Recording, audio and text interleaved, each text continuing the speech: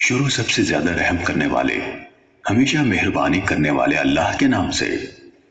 تمام تر حمد و ثنا سارے جہانوں کے پالنے والے اللہ کے لیے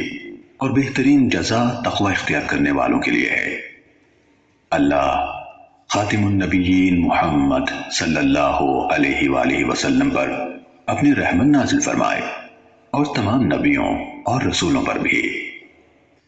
اس کے بعد اللہ آپ پر رحم فرمائے۔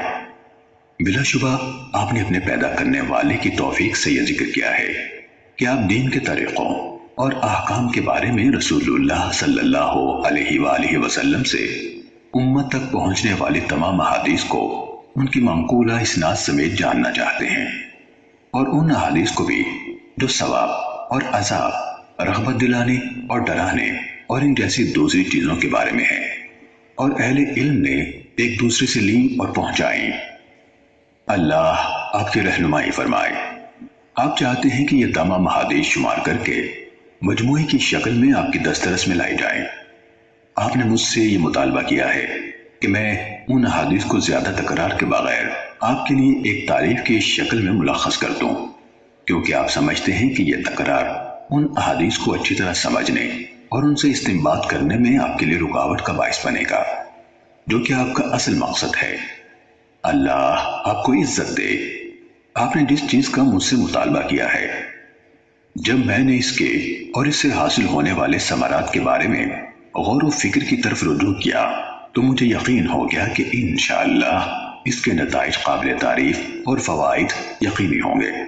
اور جب آپ نے مجھ سے اس کام کی زحمت اٹھانے کا مطالبہ کیا تو مجھے یقین ہو گیا کہ اگر مجھے اس کی توفیق ملی اور اللہ کی طرف سے اس کے مکمل ہونے کا فیصلہ ہوا تو پہلا شخص جسے دوسرے لوگوں سے قبل اس سے خاص طور پر فائدہ ہوگا وہ میں خود ہوں گا۔ اس کی وجوہات اتنی زیادہ ہیں کہ ان کا ذکر طوالت کا باعث ہوگا۔ البتہ اس کا خلاصہ یہ ہے کہ ان خصوصیات کے حامل کم احادیث کو محفوظ رکھنا اور ان میں اچھی طرح مہارت حاصل کرنا انسان کے لیے کثیر احادیث کو سنبھالنے کی نسبت زیادہ آسان ہے، خصوصاً عوام میں سے ایک ایسے شخص کے لیے جو اس وقت تک ان میں سے صحیح اور ضعیف کے بارے میں بھی امتیاز نہیں کر سکتا جب تک کوئی دوسرا اسے اس فرق سے آگاہ نہ کرے۔ جب معاملہ اسی طرح ہے جیسے ہم نے بیان کیا تو کم تعداد میں صحیح احادیث چن لینا کثیر تعداد میں ضعیف احادیث کو جمع کرنے سے کہیں بہتر ہے۔ یہ بات اپنی جگہ درست ہے کہ بہت سی احادیث کو اکٹھا کرنے اور مقرر احادیث کو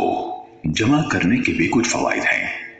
خصوصاً ان لوگوں کے لیے جنہیں اس علم میں کسی قدر شعور اور اسباب و علت کی معرفت سے نوازا گیا ہے۔ اللہ کی مشیت سے ایسا انسان ان خصوصیات کی وجہ سے جو اسے عطا کی گئی ہیں کثیر احادیث کے مجموعے سے فائدہ حاصل کر سکتا ہے، لیکن جہاں تک عوام الناس کا تعلق ہے جو شعور و معرفت رکھنے والے خواص سے مختلف ہیں، وہ کم احادیث کی معرفت سے بھی عاجز ہیں، تو ان کے لیے کثیر احادیث کے حصول میں کوئی فائدہ نہیں۔ پھر آپ نے جس کتاب کا مطالبہ کیا ہم انشاءاللہ اس التزام کے ساتھ اس کی تخریج مختلف پہلوؤں سے اس کی وضاحت اور تالیف کا آغاز کرتے ہیں، جس کا میں آپ کے سامنے ذکر کرنے لگا ہوں، اور وہ یہ ہے کہ ہم ان تمام احادیث کو لیں گے جو سنداً نبی اکرم صلی اللہ علیہ وآلہ وسلم سے بیان کی گئی، اور تکرار کے بغیر انہیں 3 اقسام اور بیان کرنے والے لوگوں کے 3 طبقوں کے مطابق تقسیم کریں گے، اللہ یہ کہ کوئی ایسا مقام آ جائے جہاں کسی حدیث کو دوبارہ ذکر کیے بغیر چارہ نہ ہو، مثلاً اس میں کوئی معنی زیادہ ہو یا کوئی سند ایسی ہو جو کسی علت یا سبب کی بنا پر دوسری سند کے پہلو بپہلو آئی ہو، کیونکہ حدیث میں ایک زائد معنی جس کی ضرورت ہو ایک مکمل حدیث کے قائم مقام ہوتا ہے۔ اس لیے ایسی حدیث کو جس میں ہمارا بیان کردہ کوئی معنی بھی اضافہ پایا جاتا ہے دوبارہ لائے بغیر چارہ نہیں، یا جب ممکن ہوا تو ہم اس معنی کو اختصار کے ساتھ پوری حدیث سے الگ کر کے بیان کر دیں گے، لیکن بسا اوقات اسے پوری حدیث سے الگ کرنا مشکل ہوتا ہے، اور جب اس کی گنجائش نہ ہو تو اسے اصل شکل میں دوبارہ بیان کرنا زیادہ محفوظ ہوتا ہے۔ البتہ جہاں ہمارے لیے اسے مکمل طور پر دہرانے سے بچنا ممکن ہوگا اور کامل شکل میں ہمیں اس کی ضرورت نہ ہوگی تو ہم انشاءاللہ اس سے اجتناب کریں گے۔ جہاں تک پہلی قسم کا تعلق ہے اس میں ہم یہ کوشش کریں گے کہ انہی احادیث کو ترجیح دیں جو دوسری احادیث کی نسبت فنی خامیوں سے زیادہ محفوظ اور زیادہ پاک ہوں، یعنی ان کے ناقلین یعنی راوی نقل حدیث میں صحت اور ثقاہت رکھنے والے ہوں۔ ان کی روایت میں شدید اختلاف پایا جائے، نہ الفاظ و معنی کو بہت برے طریقے سے خلط ملط کیا گیا ہو، جس طرح کی بہت سے حدیث بیان کرنے والوں میں پایا گیا ہے، اور ان کی روایت میں یہ چیز واضح ہو چکی ہے۔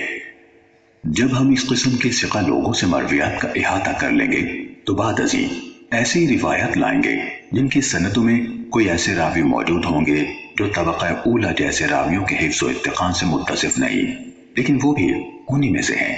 چاہے ان صفات میں ان سے ذرا کم ہے جن کو ان سے مقدم رکھا گیا ہے، لیکن عفت، صدق اور علم سے شغف رکھنے جیسی صفات ان میں عام ہوں،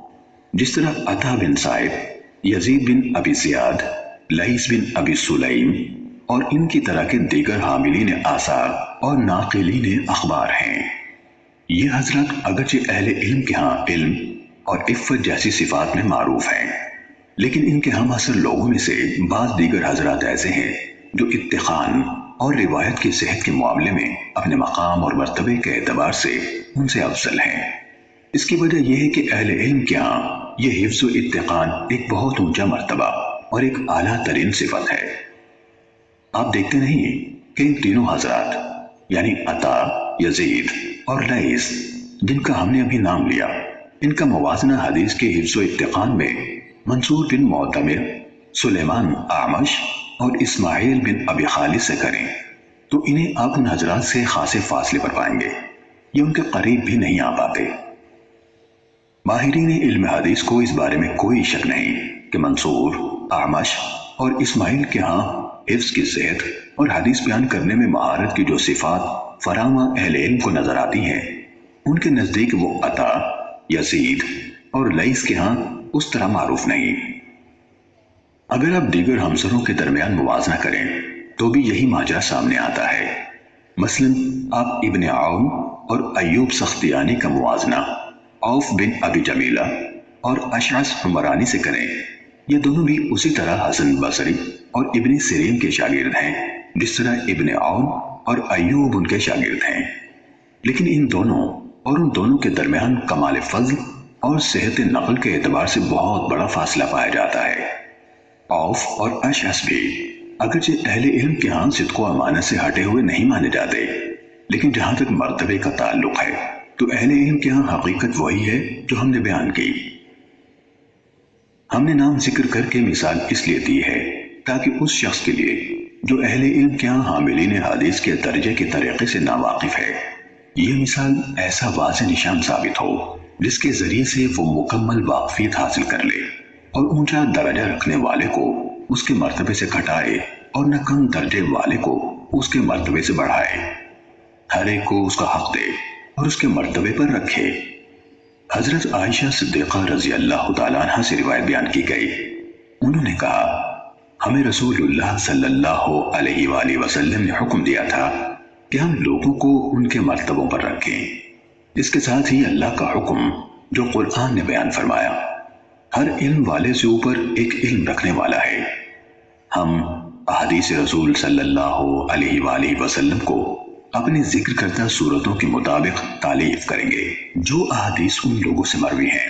جو تمام ماہرین علم حدیث یا ان میں سے اکثر کے نزدیک متہم ہیں۔ ہم ان کی روایت سے کوئی سروکار نہ رکھیں گے، جیسے عبداللہ بن مسور، ابو جعفر مدائنی، عمر بن خالد، عبد القدوس شامی، محمد بن سعید مسلوب، غیاث بن ابراہیم، سلیمان بن عمرو نخعی اور ان جیسے دیگر لوگوں کی مرویات سے بھی جن پر وضع احادیث اور روایت سازی کے الزامات ہیں۔ اسی طرح وہ لوگ جن کی مرویات کی غالب تعداد منکر اور غلط احادیث پر مشتمل ہے، ہم ان کی احادیث سے بھی احتراز کریں گے۔ کسی حدیث بیان کرنے والے کی منکر روایت کی نشانی یہ ہے کہ جب اس کی روایت کردہ حدیث کا دوسرے اصحاب حفظ اور مقبول محدثین کی روایت سے موازنہ کیا جائے تو وہ ان کی روایت کے مخالف ہو یا ان کے ساتھ موافق نہ ہو پائے۔ جب کسی کی اکثر مرویات اس طرح کی ہوں تو وہ متروک الحدیث ہوتا ہے، اس کی روایت غیر مقبول ہوتی ہیں، یعنی اجتہاد و استنباط کے لیے استعمال نہیں ہوتی۔ اس قسم کے راویان حدیث میں عبداللہ بن محرر، یحییٰ بن ابی انیسہ، جراح بن منہال ابو عطوف، عباد بن کثیر، حسین بن عبداللہ بن زبیرہ، عمر بن صہبان اور اس طرح کے دیگر منکر روایت بیان کرنے والے لوگ شامل ہیں۔ ہم ان کی روایت کا رخ نہیں کرتے، نہ ان روایات سے کوئی سروکار ہی رکھتے ہیں، کیونکہ حدیث میں متفرد راوی کی روایت قبول کرنے کے متعلق اہل علم کا معروف مذہب اور ان کا فیصلہ یہ ہے کہ اگر وہ راوی عام طور پر اہل علم و حفظ ثقات کی موافقت کرتا ہے اور اس نے گہرائی میں جا کر ان کی موافقت کی ہے، تو ایسی صورت میں اگر وہ متفرد کوئی ایسا اضافہ بیان کرتا ہے جو اس کے دوسرے ہم مکتبوں کے ہاں نہیں ہے، تو اس کا یہ اضافہ محدثین کے ہاں قبول کیا جائے گا۔ لیکن اس حدیث بیان کرنے والے کو آپ دیکھیں کہ وہ امام زہری جیسے جلیل القدر محدث سے روایت بیان کرتا ہے، جن کے کثیر تعداد میں ایسے شاگرد ہیں